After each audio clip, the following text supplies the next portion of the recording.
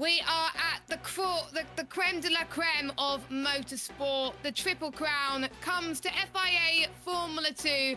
We are at the Principality of Monte Carlo for the Monaco Grand Prix. And it's one of the only tracks where you can see almost the entire country. Welcome to qualifying.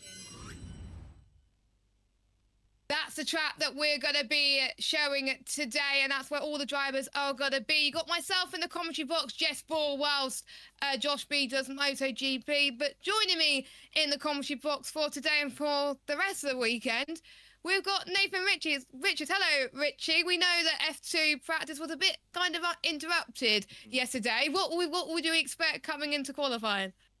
A little bit more chaos, I think. Of course, it was wet, obviously, wasn't it, in the Formula 2 practice session? But so obviously now the drivers are going to go out for some of their first runs, or for some obviously having limited time in the dry earlier on. This is going to be in a very interesting qualifying session to see how the drivers can get adjusted to the to of course the drier conditions. Many of them I don't think anyone ran actually in the dry in the practice session, so it will be very interesting to see what they can do. Of course, with the two groups going into qualifying, it also makes it interesting of who will start on the odd numbers, obviously first, third and down, and then who will start on the even numbers, being second, fourth and down. Of course, that is the quickest time from each. The quickest time from one of the two sessions will be first, and the others will be the evens in second. Yeah, exactly. The green light is on. And for those of you that weren't watching Formula 3 earlier on and wondering how it's going to go, so we got two groups because we know that Monaco is quite narrow. So we got two groups that we're going out. Group A first, which is all the even cars. So we've got Zacco Sullivan, Kimi Antonelli, Miata, Juan Correa, Bortoleto, Colapinto, Fittipaldi, Cordial, Isaac Hadjar, Rich Forshaw and Joshua Dirksen in this group. And then everyone else will be in Group B. And there was a bit of rain in F1, so we could see some damp patches. We got a few people down in the pit lane. We got Omi's in the pit lane with us, who was in F3 earlier on. Now, Group A usually are the ones who don't get pole position in F2, but what we saw in F3 could be incredibly different. Yep, absolutely. Red flags are going to play a massive part with how the run plan does go as well. But at least one driver from here will at least be on the front row, whether that's first or second. So still a lot to fight for in this first part of the session. And who knows, it could end up being for pole if there is red flags in Group B and they aren't able to get the runs that they need. We also got Jack in the pit as well. We've got the likes of Bortoleto, Antonelli, Colapinto in that group as well. But let's hear from, I think it is Isaac Hadjar, last week's race winner. One set of tires, one new at least. So, the tire life is a bit huge on the super soft, so it's gonna be maximum 4 laps after the only a single session the day before. So it will be about adapting really well and have a really good first lap to have a strong baseline to work on. So that was the driver who won, of course, last week in Imola. And Jazz, sorry, I was going to talk to you, and then the Wealthy decided to go to an interview. What are your thoughts going into this session? Any drivers that stand out from Group A? Not particularly, considering that the entire practice session yesterday was interfered with by the rain. So I think we're going in. A lot of the drivers will be going into this completely blind. A few of the guys who I expect to be maybe close to the top, particularly in this group, I think Bortoleto will do very well, and maybe Zacco Sullivan, and maybe even Joshua Dirksen after his exceptional podium finish last week. Yes, I was very happy with that. Came from Frecker, of course, last season. Same with Kimi Antonelli. Kimi Antonelli did one, finished in 4th spot as well. But I think what we saw in F3 earlier, Richie, I think we got out laps and then people done banker laps before they did their push laps. We won't see the actual pace until they're pretty much 3rd lap of the session. Yeah, definitely. These feeder series cars, F2 and F3, they normally like to do a bit more running. As we have another interview, this is with, I believe, Bortoleto.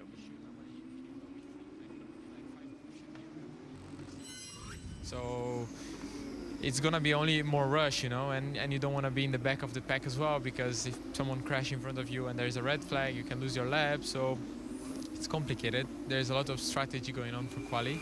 Let's see what we do. I still need to talk to the team, and I'm really excited to see how things can go.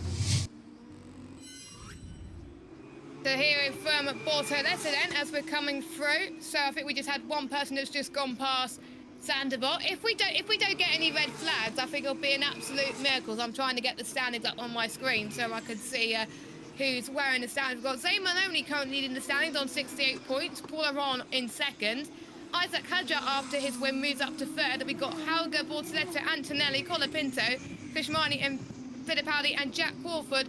Your top 10 is for sure. It's the first driver to set a lap time. He's got a bit of clear air around him, but other drivers are not so lucky as they head past the Mirabo section.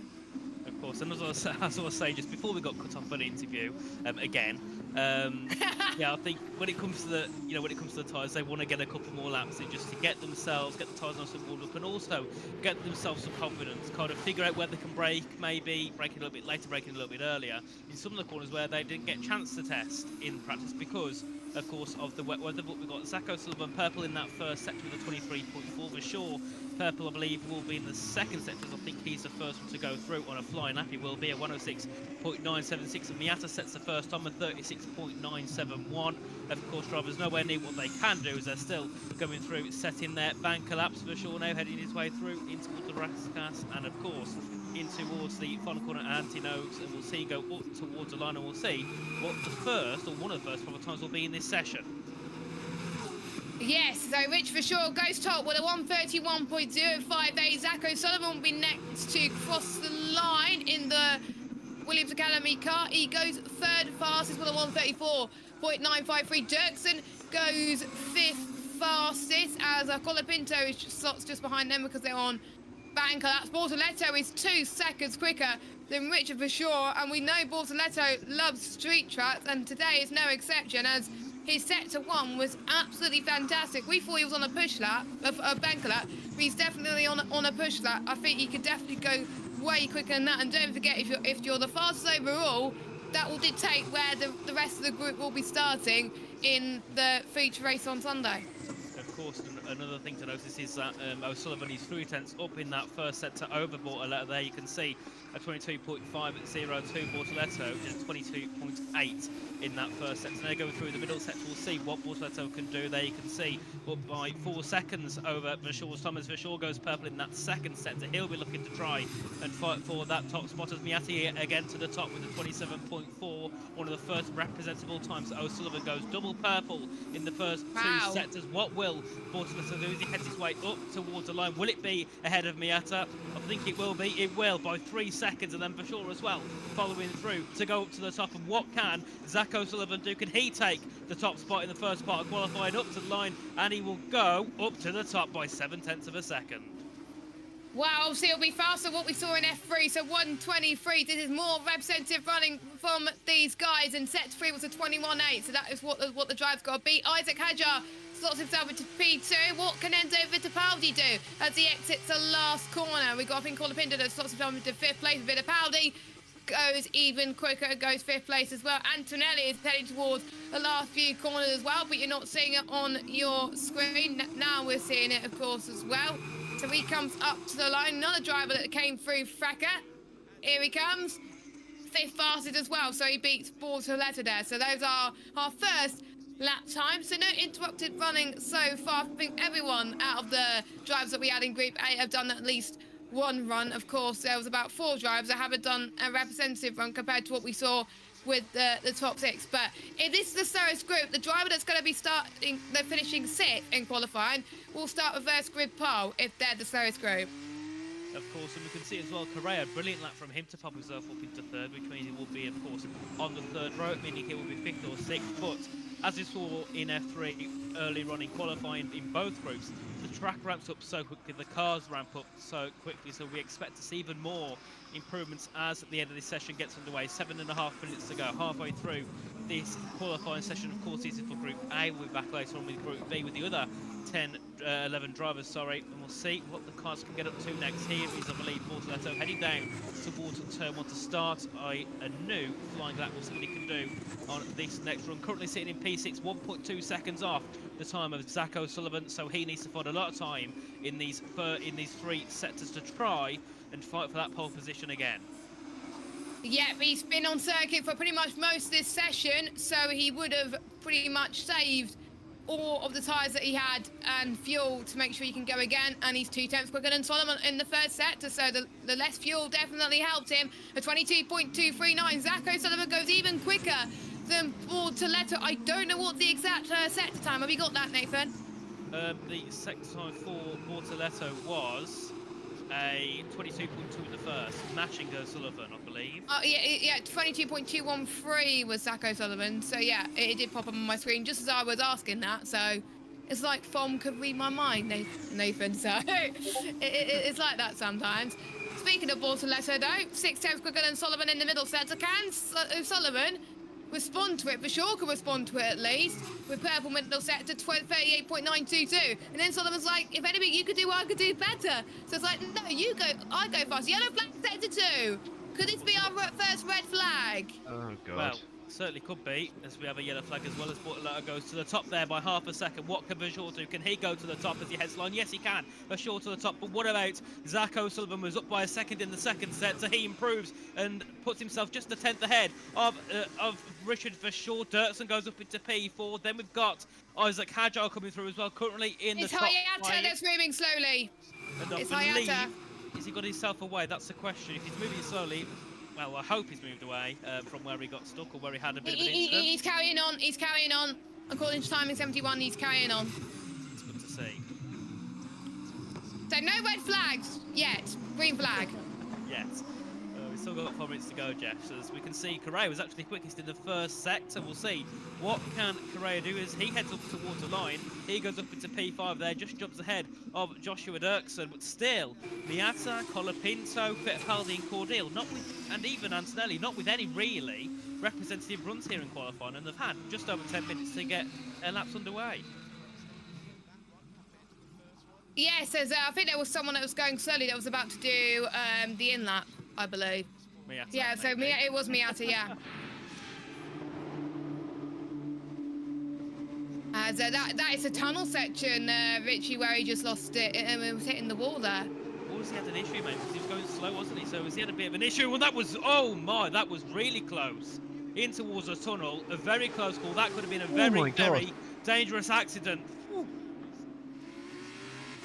go on Baldy Hajar as he heads his way through the tunnel. Miata on the right going slow, and Hajar has to move at the last possible second, and that was superb reactions from Isaac Hajar. That could have been a very, very big accident in the tunnel section. I'm sure that would picked up, and hopefully Miata had some sort of issue. If not, that could be a severe penalty. Yeah, I think that could be a huge reprimand. As That's it. Antonelli, purple first sector, but he cut the corner. He's been Got blocked. Oh. He puts his hand up there. Yeah, he was not happy at all. As No, he was Fittipaldi blocked. goes third fastest. Yes, it was blocked by Correa as Bortoletto's quickest in the first sector. Lovely. Yeah, that could be a penalty, I think, there for Greg, 'cause it was a clear block, and I don't think he knew what Antonelli was doing, so that will also be an issue with the team. Correa will definitely be on the radio saying, "What did you tell me that there was a fast car approaching as Bortoletto heads down towards the Nouvelle chicane?" Purple in that first sector. We'll see what that first sector time was for Bortoletto. It was a 21.8 there, so a very good first sector indeed, for sure as well. Looking very strong in this qualifying. Hasn't really got his foot off the mark so far in Formula 2 this season, but today in Monaco he's looking very, very quick, as we can see there. For sure, up by 6 tenths, and Bortoletto up by just over 4 tenths. Fastest middle sector for sure then, so he's going even quicker as the calm before the storm is. They're doing their last laps. Bortoletto is up first, so he goes up to the line. What's he going to do? It's going to be enough for fast at the moment. Yes, it is, but for sure may have time to respond to that, and he goes fast. The incident between Correa and Antonelli is noted, so it will be investigated for impeding potentially. Isaac Hajar heads towards Vasquez and Antoninos now, as the X-Runner called it quite nicely, but I don't think it's going to be enough for pole, but he could jump up a little bit. He goes second fastest, so a very consistent lap from Hajar. That might be Zaid Abbey does in the section. Oh, it's Colapinto hits the wall, Nathan. Yeah, definitely not ideal for Colapinto down in P10 at the moment, so he will be starting on the 10th row of the grid, which will be 19th or 20th. Big slide coming out the final corner. He should get away with it, though. That was very close to hitting the wall and probably entering his session. He goes up to P5. They're a second off the time of Richard Verschoor. Kimi Antonelli, yellow in the first sector, but he's got a green personal best in the second. What can he do in the final sector as he heads his way through in towards Anthony Nogues at the final corner, up towards the line? What would it be here for Kimi Antonelli? This might be a decent lap, and he goes up into P6, and Fittipaldi, purple in the first sector, 21.831. Correa goes up to P5 there to replace Colapinto in his MP car as Fittipaldi. Is he let off there, maybe? Oh, he might have done, yeah. He has, hasn't he? Yeah, he's not going full beat at all, is he, through that section? But so far, Hajar, a big surprise considering he had a very strappy final sector. He managed to get himself up into second. Yeah, P2 fires at Hajar, Mr. Consistent, but I think he could have been gone even quicker if he didn't mess up in the tunnel. Radio. Of course, the tunnel. Aye. That flashing board. Then that was a Miata replay that we've seen again. I don't know why we've seen it again because we know what happened. Oh, was that Hajar? Yep, it was. Did you see that one, Jess? No, I'm multitasking at the moment. Yeah, that was the one we were speaking about earlier on. It was very close to contact. Could have been a very big accident. And Bortolao hit the wall as he went through in towards Tobacco. I noticed that, but I couldn't quite tell if he hit the wall or not. And here is Bortolao once again on our screens as he heads his way down towards the hairpin. Yellow in that first sector, so I don't think he'll be looking to improve on this lap. No, a 21.9, so it's not too bad, but nowhere near his PB, so he needs to find at least 2/10 in the middle sector to be up on his time. Verschoor also down in the first sector, so I don't think, Jess, with 30 seconds to go, anyone here is really finding much of an improvement apart from Enzo Fittipaldi. Yeah, so we're about to go into the checkered flag now, as I don't think we'll see many times being improved from the likes of Bortolao. Swept that, he's 3/10 down on Verschoor, but he's personal best in the middle. Indeed, so it looks like Verschoor could be on at least pole or second. Of course, the quickest time in the second group, if it is quicker than Verschoor's 121.283, then that means they will be starting on pole. If not, Verschoor could be on pole position here for Monaco, Jess, which would be brilliant to kind of kick his season off. There's no improvement for Bortolao, no improvement for Richard Verschoor. Can Enzo Fittipaldi find improvements? He's only a 10th down. Yeah, 9/100ths of a second for Fittipaldi. He could be potentially on the front row here. As he goes up to Rascal Sports again, we've got Antonelli that's the screen, so is Correa. So we'll watch Fittipaldi first as he goes up to the line. What's it going to be for Fittipaldi? Up to the line. Oh, he's 4th fastest. So next will be Antonelli, number 4 car as well. We've got Colapinto at 7th. Antonelli almost grazed the wall again. 2/10 quicker than, no, 2/10 slower than Verschoor there, but I think that could be enough to probably be about 3rd or 4th place. The timings are just minuscule. Up to the final corner they go. What's it going to be for Antonelli? Correa is up next. We'll keep an eye on him. 4th fastest. And we've got Correa that goes 7th. So I think, Richie, that is it. Yeah, it is a very good session indeed, and we've got the top 3 at least in this Group A being Verschoor, Hajar and Colapinto. Very good indeed from Richard Verschoor to be possibly on pole position. Here's the radio from him. Yes, mate. Yes. Bravo. Confirm. Yes. Yes. I knew we could do it. Pole position for now, but will it be pole overall? Because don't forget we still got Group B. Omi, what are your thoughts? Were you surprised to see Verschoor there, or was it expected? Well, Verschoor's an experienced driver. He's driven around this circuit quite a bit in past seasons of Formula 2, and in a session like yesterday where a lot of drivers didn't really get that opportunity to get some good running in, you would kind of expect drivers like him to be good. We of course have Group B, which is expected to be, which does have more of the top drivers from this season. Hajar was in this session, so we expected him to do well as well. But Verschoor has experience around this circuit, so he's used it to his advantage after everyone didn't really get much running yesterday due to the wet running in the dry at all. So it is great to see for Richard Ashore, and of course winner from the sprint in Saudi, but was disqualified from it. So let's see if he's going to be able to maybe start on pole and win here at Monaco. Yeah, I do remember Saudi, actually. I was gutted when the win was taken away from him because it was one of his best races in Formula 2 history. So it was a real shame otherwise. But for sure, he's going to be doing what Mini did in the first session in F3. Just wait until the session to find out if he's got pole position or not. But Group B will be just second, and that will be all the odd number cars, including the driver, Richie, that topped the session yesterday, Victor Martins. Of course, I've got to say, Jess, I just noticed on Richard Vishaw's car, there's a sponsor of Tuatara. I'm sure they're also a sponsor of some of the F1 23 things, aren't they, as well? Which is nice to see. Yeah, I like that as well, actually. It suits him a bit more. You can see, of course, now Vishaw getting out his car, and I think this might be the results of the session, Jess. Yes, Group A qualifying. So Vishal will be starting first or second tomorrow, with Isaac Hadjar starting third or fourth. Franco Colapinto will be starting fifth or sixth on Sunday. Antonelli 7th or 8th. Bortoletto 9th or 10th. Fittipaldi 11th or 12th. Correa 13th, 14th. Sullivan 15th, 16th. Paul Deal 17, 18, and Dirksen 19, 20. Vishal 20. I can't do math. Apologies. And then we got Maiaita 21st and 22nd. I misread Vishal as him being on the other screen as well, but I realised he was on pole. So, but there we go. Jack, any thoughts on the Group A session before we move over to Group B? None other than on the Miata Hadjar instance. That was crazy. Like, if Hadjar hits him there, he goes airborne. Like, that's going to be a monster accident. I don't know if Miata has an issue. Judging by the fact that he didn't come out for the rest of the session, I would say he probably has some sort of mechanical issue. Because he never came out again, and he's now going to have to get permission from the stewards to participate in the event, as he did set a time within 107%. Yeah, hopefully that will get resolved, and thank God we didn't have a massive accident. Yeah, I'm so, because I was worried. I predicted in the F1, probably Omi was watching when it happened. I predicted there was going to be red flags in both sessions. There was going to be interrupted. Boy, I was wrong.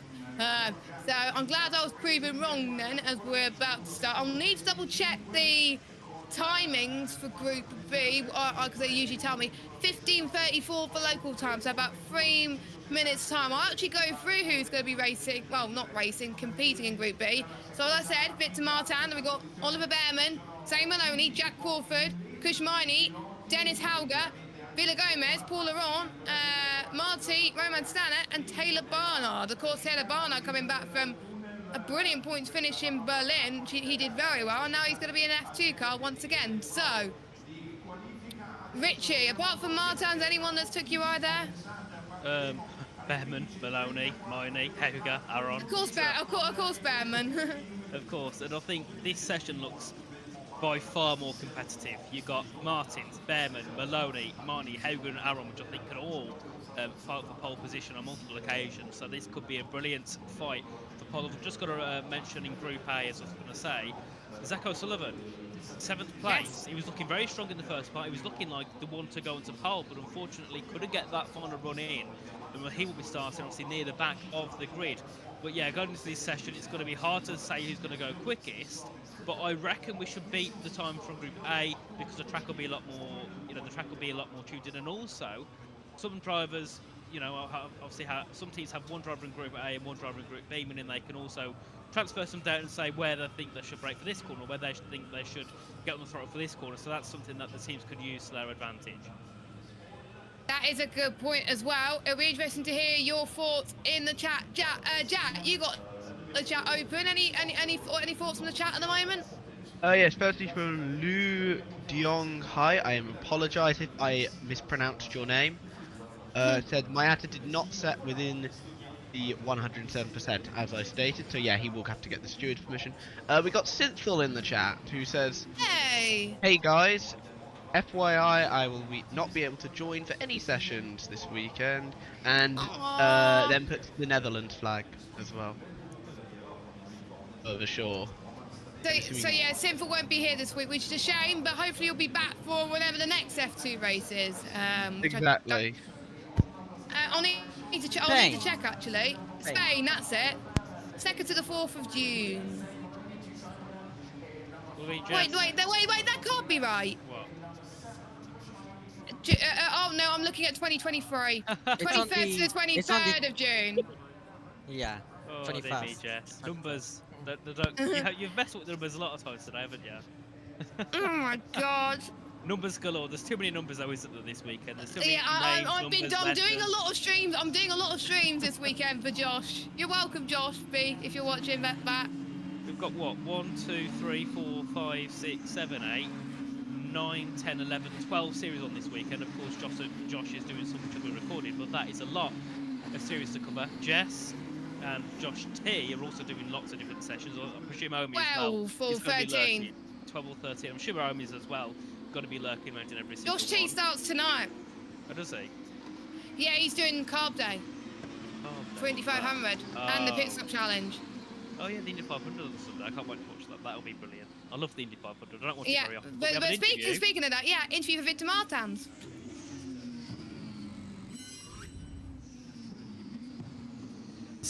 And yeah, with 2 groups, obviously the traffic will be a bit easier to manage, but at the same time you want to be like the first on track also, and get the free space in front of you. And I expect we'll hear from a few more in-pit drivers throughout the session as well, as the green light is on. I think I'll need to update one of the timings, so I think it may still see the timings from the last session, like I did in F3, but that is F2 live timings for you. But Ollie Behrman in the championship is currently sitting in 20th, only scored 6 points. He would have been winning the race if it wasn't for his pit stop. Yeah, and of course, remember that he was on pole position for the Saudi Arabian race. So, Yes. I'm not going to ignore the fact he only got 6 points, but I'm going to defend him in the fact that, if luck went his way, he could have scored a lot more. And if he didn't make these slight mistakes here and there, he could have also scored a lot more points. But I've got to say, so far, Zane Maloney has been absolutely superb this season, along with lots of Paul Aaron as well, who's, second in the championship, came into this season a little bit of an unknown. People thought he might be a little bit further down, but second in the championship, doing a brilliant job indeed. But we can see, of course, many drivers now on circuit. I think everyone's out on the track at the moment. And Kushmani, I'm interested to see what he can do, because he's fought for pole on many different occasions, hasn't he, this season? So I think if the pace can go his way, he's definitely got a chance to put it onto pole. But of course, they've still got to beat the 121.283 of Richard Vershaw if they want to have any chance of getting themselves onto the odd side of the group, which is first, third, and third. And we have a message from Zane Maloney, or an interview. Push, but I mean it's same for everyone. I think that it's just important to be on it at the correct time. If you're gonna crash, it's the last lap. It's not the first one in quali. So, of course, it takes a lot of building up in Monaco, and I mean the last laps is when you'll see all the best times and when everyone feels the most comfortable. So we've hit for quite a few drivers this weekend, as the drivers are about to start heading on the circuit for their banker laps before they do their warm-up laps. And I believe Zane Maloney has a clear track in front of him, so that will help him just a little bit. I have noted down the pole time for Group A, so I know if anyone will beat that, because that will determine where everyone else is going to start on the grid, and that will make my calling of the Group B results a lot easier, as we're riding on board with Victor Martins. I can see a little bit of the plastic falling off on the boards, which is quite interesting. I thought they would clear it away after the F1 session, but it's still there with people grazing the wall. Indeed, it's interesting. They don't really care, do they? I think they're like, right, the walls are going to be damaged, leave them to it. We can, of course, see Martin's start time, but yeah, he's on a banker. He's not even thinking about getting his foot down just yet, as he just wants to get himself nice and get his tyres nice and warmed up and get himself in tune with the car around this very difficult circuit. I believe Victor Martins has wanted to crash last year in 2023, wasn't it? Was that back when he was in F3? I can't exactly remember. All I know was that he lost the rear going through Massenet and caused a big red flag, and there was also a fire on the circuit, wasn't there then? Yeah, I think there was as well. It was quite alarming, I have to say. Oh my god, I've just looked at the comms chat. Now that is it something that forgot to delete something from the last timing or something? I don't know. Oscar Piastri Leclerc. Yeah, Oscar Piastri Leclerc. I found that quite funny. I'll show that to Josh later after he's finished with MotoGP, which is live on JBMotorsports 2, if you're wondering where that is. That's their practice session, which finishes in about 20 minutes' time. So they're doing it till 3 o'clock today, around Spain this weekend. So, Is it Catalonia, or do they do a different circuit? well, it is Catalonia, but I don't know what they call it. It's not it's not the Spanish Grand Prix because that was Jerez. So Is it the? Is it the Catalonia Grand Prix? It is, isn't it? Catalan Grand Prix. Catalan, that's it. Thanks, Omi. I'm just getting my I don't know. words out. I don't know if it is, but I'm gonna guess that is. It's a Catalan, yeah. The name comes to my mind now. Because it clashes, I'll miss it, which I'm gutted. It's the Grand Premi de Catalunya. The Catalan Motorcycle Grand Prix in English terms. well, at least it wasn't like Imola last week when it was a very long name, and Josh actually said that name. Oh, did he? Yeah, he said the full name on in the race. I don't remember what it is, to be fair. It's a very long name, isn't it? As at the moment, Maloney's quickest with a 1:31.8. Maloney is still improving on his next lap. We can see Victor Martins is second. Yellow flag at sector 1. We'll see who that is. It's going to be a repeat of the F3. Oh, that is number 16. Villa 15. Villa Gomez, who stops on track near Sandoval. Hopefully people move out the way. Luckily, one of the cars decides to move out the way. Suspension damage. So yeah, red flag. Yeah, he's hit the wall going into turn 1 at Sandoval, and he's lost part of his front wing a little bit. I presume like what happened to Zhou Guanyu, and I think this time just a little bit more on the front end of the car. We'll see a replay shortly of what happens. He stopped on the circuit on the exit of Sandoval, and luckily no one heading ground. You can see a little bit of issue on that front left part of the car. It looks like it's been bent inwards, so I'm sure he won't be taking further part in qualifying. You can see there he is getting out the car. Luckily all safe and sane as he exits his Formula 2 car, and we have a red flag with 10 minutes left to go. So still, it's Maloney on top, as this is the replay as it heads it towards Sandoval. I presume very similar to what happened to Guanyu Zhou. Yeah, the exact same thing, wasn't it? We're a little bit quicker. I swear it's Sandoval where we're having a lot of crashes today. We saw that in F3, but that person actually hit the wall. So let's look at it from this. Just got to think that was a weird place to crash, and they got to prepare the barrier as well, and a bit of debris. So we're going to be there for quite a while, and I believe the timer will be stopped like it was in F3. So the drivers will still have time. So unless it's at the end of the session where it will not be resumed, but since we do have time, it can be resumed. So for sure we'll have to wait just a little bit longer to find out if he's pole or not. Yeah, well, so far he is by 10 seconds, but of course we've got no real runs underway just yet. We can see there the marshals hard at work, already trying to get all of the debris off of the side of the circuit and just lifting up the front of the car there to try and get it back to a safe place. I'm not sure where they'll take the cars, because of course there's normally somewhere they can roll it to. I presume it'll be somewhere hidden behind one of the barriers. As you can see there, Zane Maloney in his car, get ready to go back out once again and looking to try and take pole position away from Richard Verschoor. He's been doing a brilliant job this season. Our championship leader, of course, at the moment on 68 points. Jess, do you reckon he can fight it all the way through to the end of the championship, or do you think he'll have a bit of a drop off as the season goes along? I think we see that with many F2 championships. They have a strong start, but at the end, that's where they get a bit weak, and they need to the ones below them step up a little bit as well. But I do remember the year George Russell won his title. He didn't start off well, but he started to go up from Baku onwards, and that was where his championship took off there. Well, so sorry, Jess. Carry on. I know with Vesti he was top for quite a while, and then we saw Porsche was eating at the start. Then it was Vesti, and they just kept swapping between the two of them. And then we had that really good start from Wasser as well, didn't we? Where he was leading by about 30 points. As this is we know what happened there. He just lost it on the entry, couldn't save the car. A little bit of OC you can see on the power, straight into the wall, battered it a lot harder than what we've seen in F1 when Zhou Guanyu hit the wall. And of course, I think another couple of drivers hit it as well. But the car will be wheeled back in towards the pit lane, and that will be Rafael Villagomez's session over, and he will be starting, I think, dead last on the grid, or at least 21st on the grid. So we'll see what he can try and do in the 2 races. Bearman there, we can see on our screens as he's just getting ready to go out once again to try and fight for pole position. Of course, getting pole once this season so far. I think it's once this season. Also looking to try and take a race win back in Imola and couldn't achieve that. So he'll be looking for a pole to win, I think, here, won't he, Jess, this weekend? He's got to, because, no offence, he's doing better in the F1 Championship than he is in the F2 Championship. He's got the same And he's only amount of raced one points, I think. race. Yeah, same amount of points, yeah. But there's more drives that him doing rubbish than him in F1 than in, yeah. So race will start at 1:45, so 1 minute's time, Nathan. Indeed, and just looking at one of the improvements from FP1.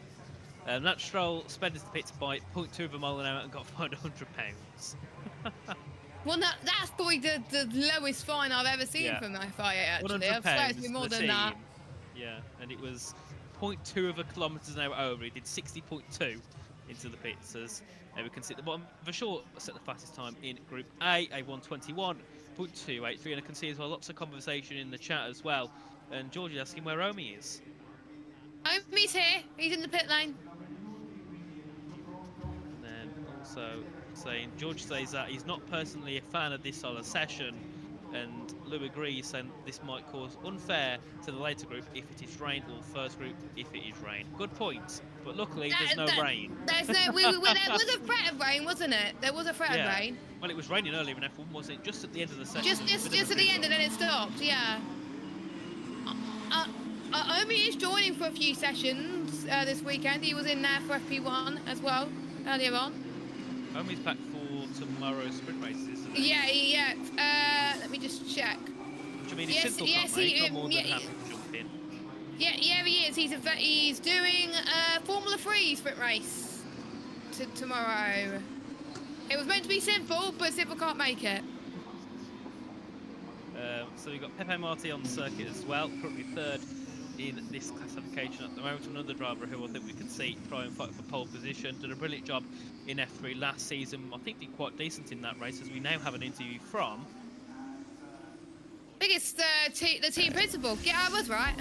You have a lot of red flags, you can have accidents, you need to have free air, and at the end we will see when is the best moment. It will be also important the position that we are in the pit, and I think we are quite in the front, so we will try to go early and have clean air. That is probably the basic idea that we will start the qualifying with. And yeah, that's all. Let's see if we can put some...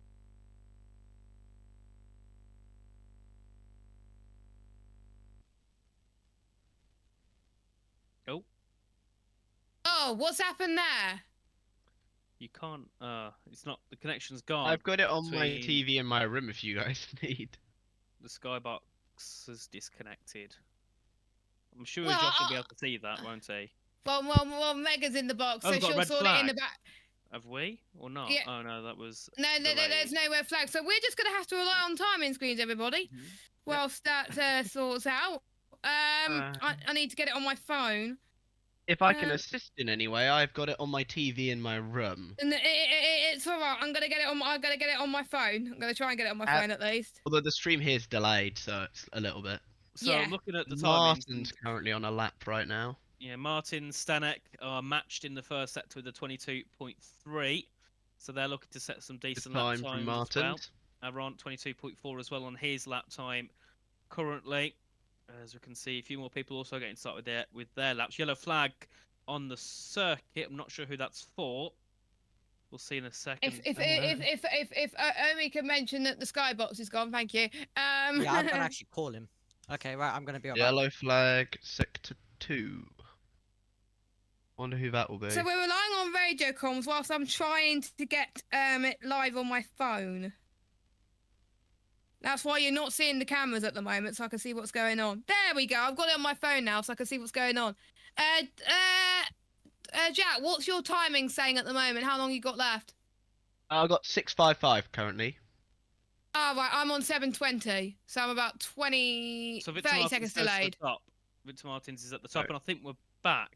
No. They're sorting it out. But yeah, I've got it. I think so. We've got no track audio, but we've all got ways of finding the stuff, so it's all good. What is it saying on yours, Richie? How long have you got left on yours? I'm gonna have a quick look now. Josh, oh, it's back. Right, so we don't need our phones then.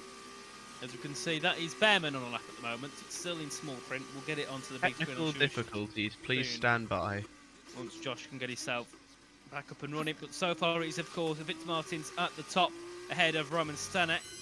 Tanner Barnard in third position of all those setting representative lap times. Oliver Bearman is just under 200 down from the fastest lap time in that second sector. So we'll see what he could do as he heads his way up towards the line very shortly. I think he's the only one at the moment on a lap, or at least he's the next one at least to set a lap. Currently, personal best in both sectors. Can he try and take the top spot away from Victor Martins? Up to the line he goes, and he goes up to third. So I think we are relying on time. So I'm going to get the timings up on my other screen so I know what I'm talking about in terms of lap times, because we're in small print at the moment. Yeah, we're just waiting for Josh to put them into big screen so we can see a little bit easier. This is, I believe, Dennis Hauger on a lap time. Yep, green in that first sector. Sorry, and there we go. We're back. On full screen finally. Sorry, guys, internet issue. Hello, Josh. No worries. Carry on. Go to MotoGP. Thank you, Josh.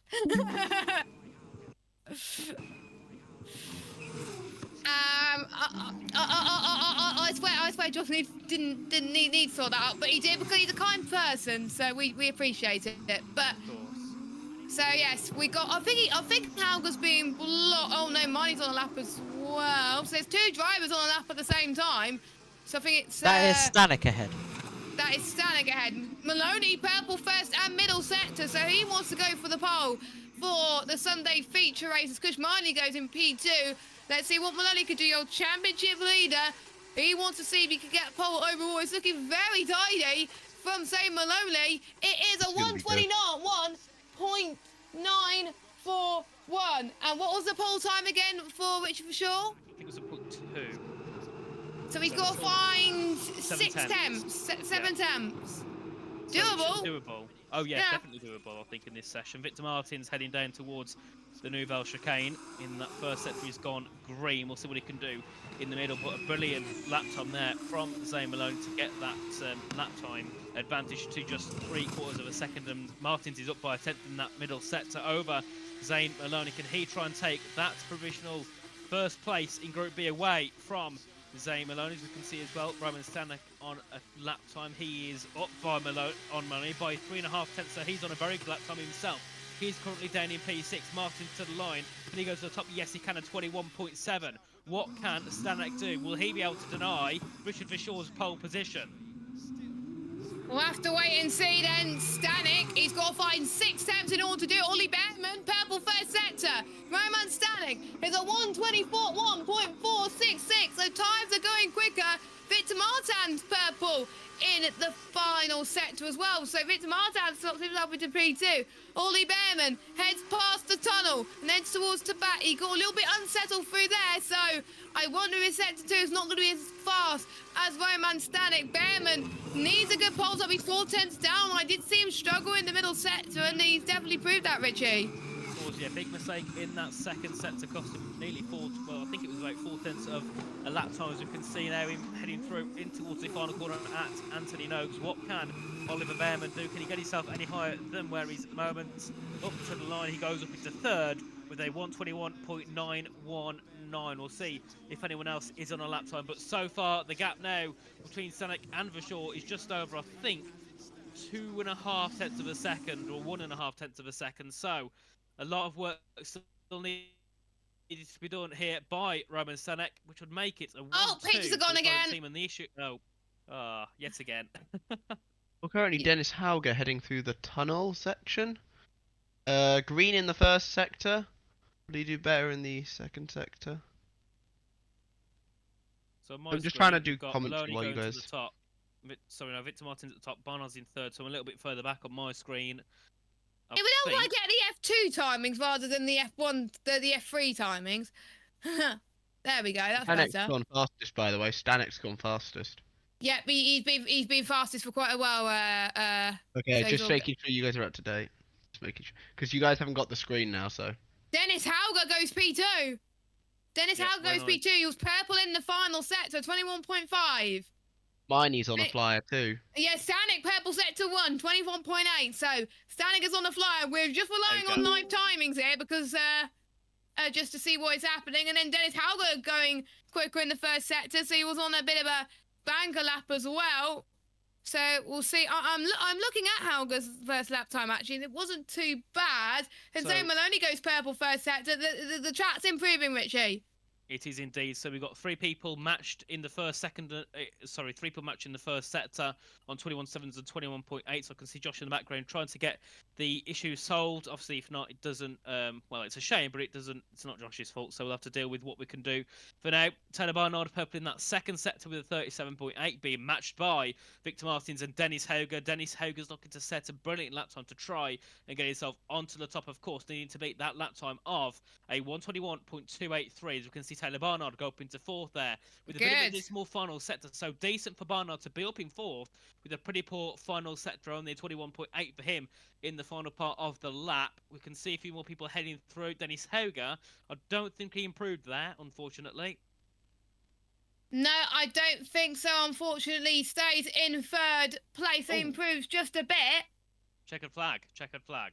Checker flag is dropping, so we'll see if anyone's yellow flag set to 2 and 3, but it's clear, so that probably would stop people from doing their laps. I think it was Stanek because he's gone red, red, and red over all 3 sectors, along with Zane Maloney. Yeah, I wonder if it's for sure that's going to get pole position. It's looking like it. Actually, Aaron's gone purple in the first sector at 21.7. He's looking to try and take that pole position away. Victor Martins has gone yellow in the second, though, after going good in the first. So I don't think he will be looking to deny that pole position, but it's looking like here, Jess, a 1-2 for the Trident team. A 1-2 for Trident. That is definitely what they're looking for, as no one else is seemed to be improving. So we're going to keep an eye on Paul Aron's set to times. This is like F1 testing. Martin's at the top with a 0.3. But not enough to get pole from Vishal just yet. But at the moment, he'll be starting on the front row. Can Paul Aron do anything? 38.1. Oh, it's going to be all so tight between Aron and Vishal to see who gets pole. Is it going to be Group A or is it going to be Group B? As Aron is going to be exiting the final corner very soon. Is he done enough to stop Richard Vishal to get a pole position? Because Marnie's not improving. Jack Crawford is not improving. As Paul Aron goes second. So I don't think Dennis Hauger's improving. No, he's not. So Victor Martel will start in the front row, and it will be Richard Vishal that takes pole for Sunday's Monaco Grand Prix in the F2. Brilliant. Absolutely brilliant for Richard Vishal to be on pole position after a bit of a poor start to the season, of course, as well. We've got Martins. He'll be starting on the front row as well alongside him. This could be a very good race for those two. So this could be a very interesting feature race. Of course, the sprint race means that on pole position it will be, I think, Taylor Barnard. Because it'll be the top 5 from this in the worst group that's reversed. So yeah, Taylor Barnard's on pole for the sprint race. Yes, it will be. I'm actually need to check if we have got the right time. I think we do. Yeah, it is. So Aron was 3/100ths down on Martins, and he lost it, I think, in the final sector. I think that's where he lost it. Look at the celebrations from Martin's team. He knows that he's done it. He had to wait a bit longer than intended, but he's done it. And how many poles has he had so far in his F2 career? I don't think he's had many. Martins. No, for sure. I think he got pole in Austria last year, didn't he? I think He did. And then he spinned it, didn't he, on the exit after a restart. Turn 1, he went round, didn't he, and hit the wall. Yeah, he did. Now, we were going to have team radio from... Hello. Martin, hello. But I think we're going to have to wrap up because we've got no TV pictures and no audio. Oh, no. Sorry, Jess, it's his first pole. Oh, it's his first poll. Okay. That's rare. Yeah, we have no pictures for the moment. We're having to do a complete reset, and I've got to go back to MotoGP. All right. Okay. It's Behrman hit. I'm just seeing Behrman hitting the wall. That's why he lost a bit of time. That is interesting. So unfortunately, we're going to have to wrap up. We'll go through your Group B results. So Victor Martins will be starting on the front row. Let me get the screen up. There we go. Paul Aron will be starting in 4th. Stanek in 6th. Hauger in 8th. Barnard will be in 10th. Behrman will be starting 12th. Maloney will be starting 14th, Marnie 16th, Crawford 18th, Marty 20th, and Villa Gomez will be starting at the back of the grid for Sunday's feature race. Let's get our final thoughts from the punditry team. We'll start with the pit lane. Omi, because you went last time, we'll let you go first this time. What are your thoughts going into the main sprint race tomorrow with all the happenings, and what do you think of qualifying today?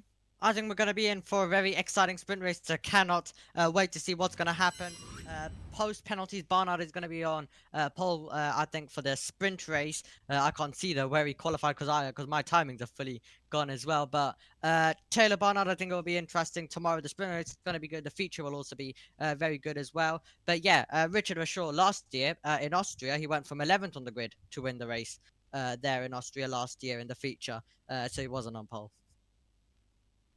Okay, so that's going to be interesting.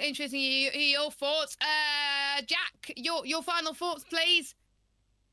Not much from me. Just congratulations to Vashon on a first ever pole position in his 4th season of Formula 2, and also make sure to keep an eye on the FIA because there is an investigation into Hauger and Stanek for an impeding incident, which we haven't seen a replay of. So just keep an eye on that. We'll keep an eye on that, of course. Richie will be joining us for the Formula 2 sprint and features as well. So, your thoughts going into the sprint tomorrow? Because I think we only had one red flag, but I'm a bit worried we could see more than that. But what do you think will happen? Well, we've got Barnard on pole. We'll be looking to try and take a victory in F2. It's going to be a very interesting race. I think we'll see a bit of carnage. I think we'll probably have a couple of safety cars, maybe a couple of red flags to go along with it. But I'm very excited, nevertheless, to see what these F cars can do. Yeah, exactly. I'll need to get the commentator series chart to find out what's next. MotoGP just finishing their practice session. But after this, around 4 PM UK time, will be free practice too with Josh B and Josh T with Omi in the pit lane. But for F2, you could join us tomorrow afternoon about 1 o'clock-ish for the sprint race. Thanks for your company. We'll see you tomorrow. Bye-bye.